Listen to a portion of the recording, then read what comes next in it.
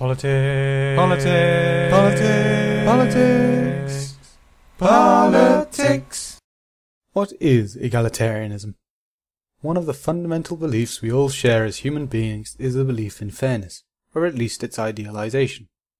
Take almost any school child and it's easy to find them complaining that a situation isn't fair, so this idea of fairness seems to be quite ingrained into us from a young age. Turns out that as people get older they still like complaining about things not being fair. So how do we make things fair?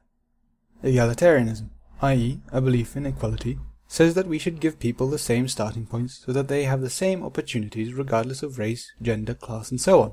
This may seem like a nice thing that everyone can get behind, but issues start popping up when you actually try to do this.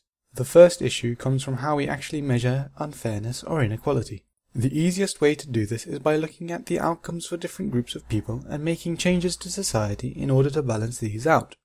This is basically what affirmative action tries to do. People from underprivileged backgrounds are prioritized over people from wealthier or overrepresented groups. Now, unless you've been hiding under a rock for your whole life, you probably know that lots of people don't think this is fair.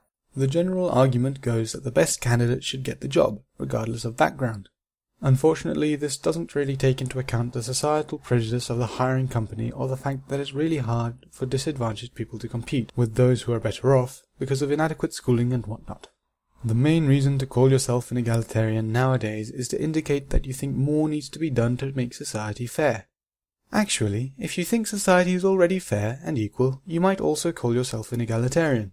It turns out that the label is just a cunning ruse, a wall to hide behind that really just means you believe in fairness. But who doesn't? The real question is how we get it. Simple.